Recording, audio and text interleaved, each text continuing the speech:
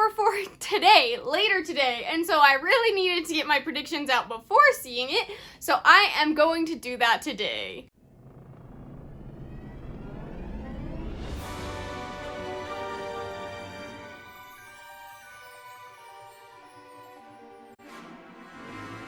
Also, real quick, I'm sorry I never got around to posting a trailer reaction. It turns out my Stranger Things series on TikTok, watching that for the first time, took a lot longer than I expected.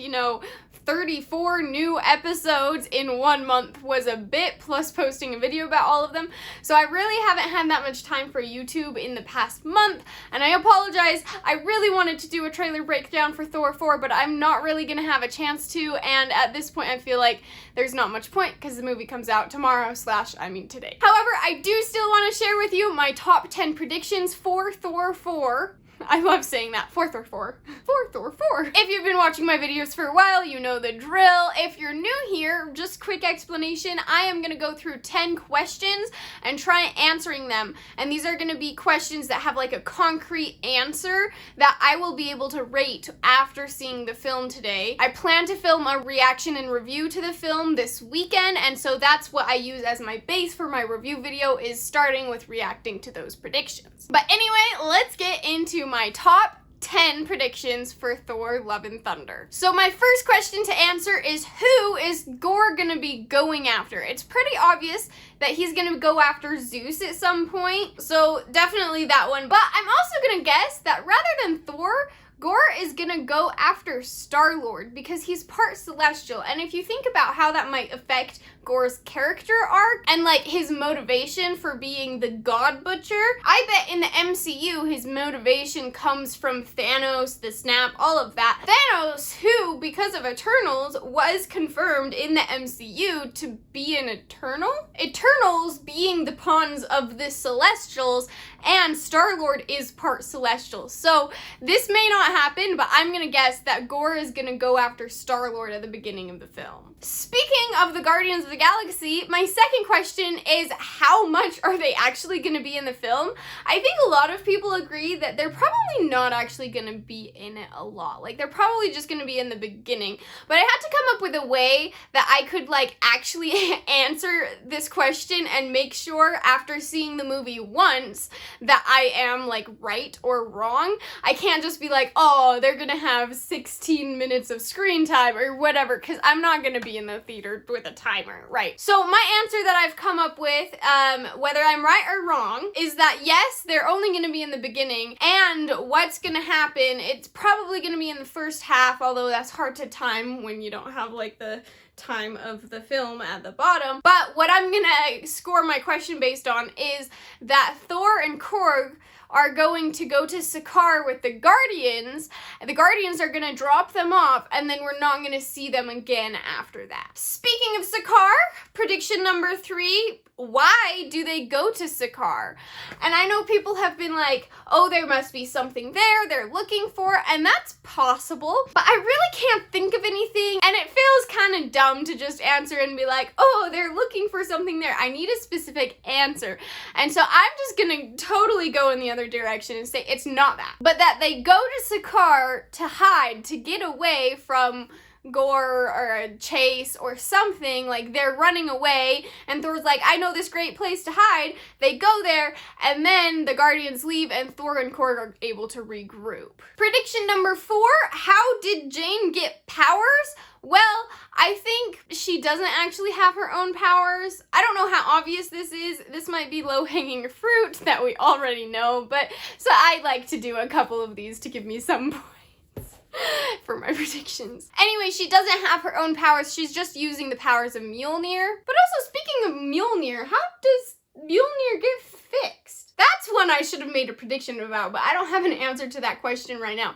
Comment down below, how do you think Mjolnir gets fixed? Speaking of Jane and Mjolnir, how is she worthy? My prediction is that we're gonna find out in this film that the worthy part in Mjolnir no longer applies. That Jane isn't worthy, she doesn't have to be. Since Odin died, that spell or whatever worthy thing that Odin made a requirement for wielding Mjolnir no longer it's no longer in place. And that's part of why Hela was able to hold Mjolnir after Odin died in Ragnarok and destroyed Mjolnir. And why Cap was straight up able to, wield Mjolnir as the weapon it is in Endgame. Prediction number 6, still talking about Mjolnir. Will Thor have the chance to wield Mjolnir in this movie? And I'm gonna say yes. This is just like, how can they not? I think that there's gonna be at least one part in the film where Thor holds Mjolnir, uses it in battle. Prediction number 7, back to talking about Jane. Will there be a romantic subplot between Jane and Thor?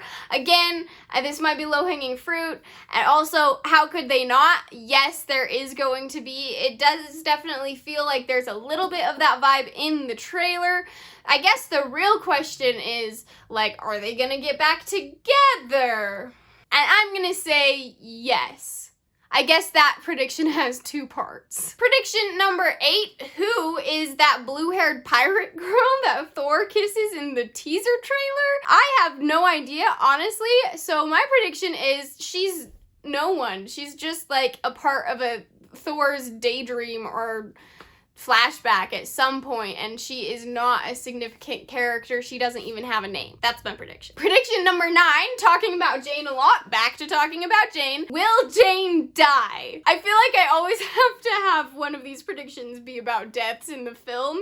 A lot of times I'm wrong, but I hope I'm not this time, because my prediction is that no, she won't. I know that with this film, I think it's confirmed, but not 100%, because I've not been following news super a lot on this film. I think it's confirmed that they're going with the cancer storyline or some variation of that from the comics, and I believe that ends with her dying, or at least someone in my comments has said so. But I really don't want that to happen. I wonder how much both Jane and Thor are going to participate in the MCU from this point forward.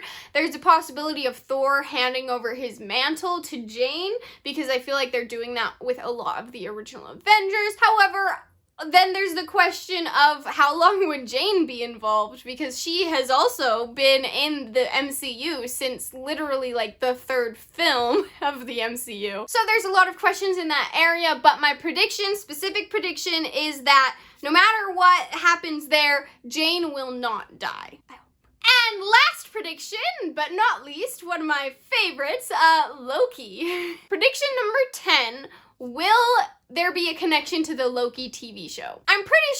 We're all pretty sure that Loki is not going to be in this film at all. I mean, he's pretty preoccupied with the TVA. We haven't seen or heard anything about Tom Hiddleston being in it, and I'm okay with that. I love the Loki TV show. I'm fine with him sticking to that. But my question is there gonna be a connection to the Loki TV show? I really want there to be, and it feels like this film would be a really great place for that to happen, because it's Thor. Thor is where Loki came from. However, I feel like the timing's not quite right.